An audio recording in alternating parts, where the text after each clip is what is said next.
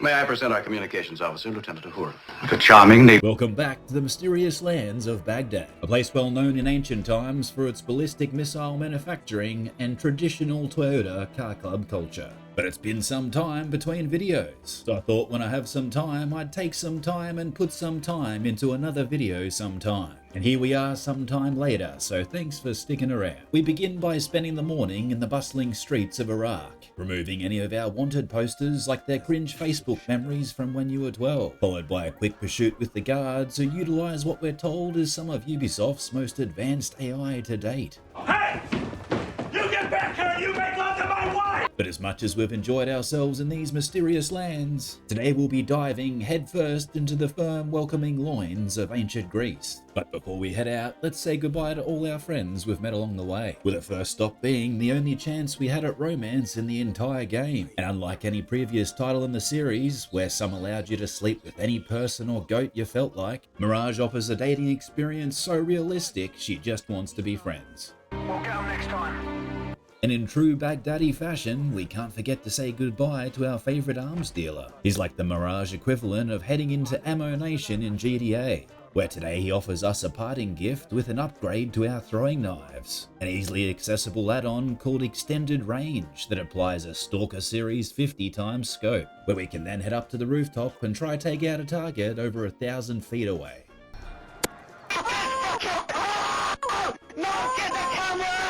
We can then return to the arms dealer where he desperately asks us for a final favor by breaking out his friend from the local prison. And with such desperation in his voice, we can suspiciously ask him if the man is actually his lover, to which he assures us he's 100% not gay, only his boyfriend is. We can then head out across the rooftops where before too long we discover one of the most notorious high security prisons in all the ancient world. But we can then drop down through a hole in the roof that any prisoner could easily escape from. This particular prison cell layout is known as the Grand King Deluxe Suite that comes with an exclusive bathroom via a petition torture stain curtain and a complimentary set of his and hers shit buckets. But with no clear way out, we can then make an impossible big brain move and open the cell door from the inside. I am the smartest man alive! We can then delve deeper into the dungeon to find a prisoner sitting against the wall. The clearly vegan man's head then falls off as he replies with clear instructions by taking the next left and first stairs on the right. Oh, he was ribs and dick by the end of it. As we approach the final prison cell, we can overhear one of the guards explaining his favorite thing to eat on a Tuesday afternoon. We then finally free the prisoner and give clear instructions on how to escape, despite him then mocking us as his savior. Stay close to me, stay low, and do not... Oh, come, Basim. I know how to defend myself. Really? What with? My ass. So now that we've successfully escaped the prison, we've leveled up and have a new skill point to spend. So let's make like Chris Hansen and level up into the Predator skill tree. Why don't you take a seat? Oh, I don't want to take a seat. Have a seat. No, I'm just gonna go. Take a seat right over there. So with our friend now free from prison, the final thing to do is take down the bad guy who put him there. And after a short ride later, we find his compound and can begin scouting about to find several guards throughout. And with our reconnaissance in mind, we find a sneaky back door and can begin to take down as many guards as we can, making sure to not startle any of the chickens nearby.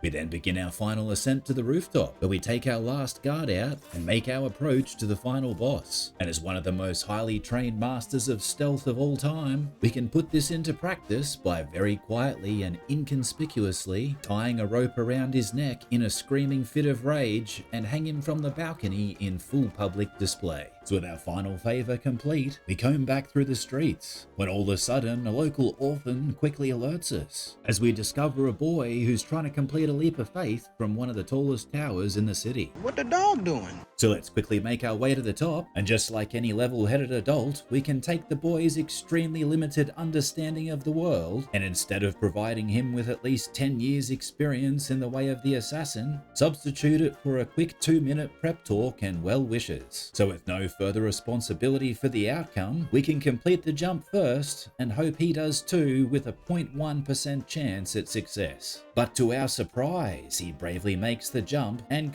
we can then take this as a good sign to instantly leave the country as we make our way down to the nearest taxi rank and flee into the night, so that we can finally begin our journey from the far Middle East to the middle of the Middle East, before traveling west to the east itself and breaking east to arrive safely west of the middle of the Eastern Sea. I really don't know what he said at the end of that sentence. I don't think he knows what he said either. And as night becomes day and the beginnings of a new adventure, we can finally feel the rich Mediterranean sea breeze as we arrive in the ancient lands of Greece. So let's begin to dock our boat on shore as we shuffle through our crew made up exclusively of scantily clad women.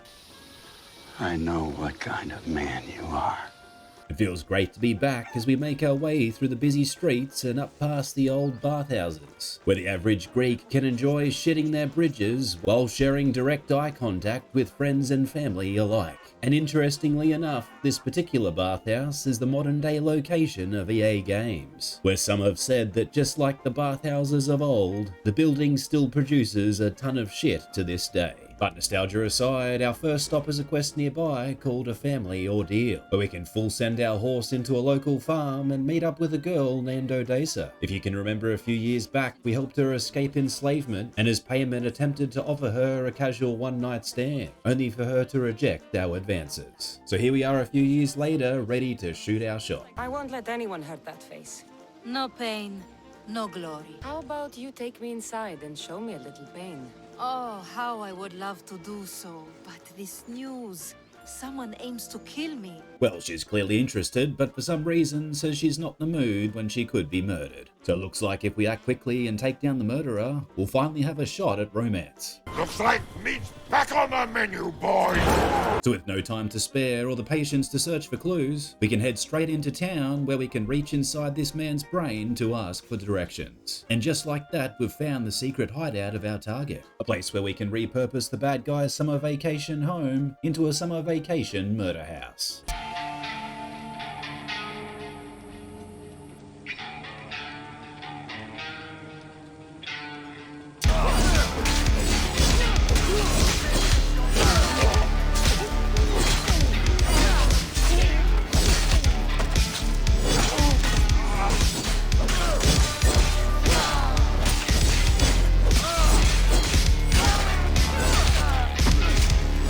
After taking everyone out, we can corner the final boss for a takedown and a satisfying backhanded finisher off the rooftop.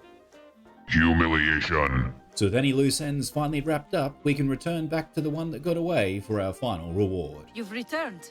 Before we get serious, how about we finally have some fun? I do enjoy your attempt. Tell me, what is it that's meant to make me swoon this time? If you undress me, I think you'll find out. I can do that.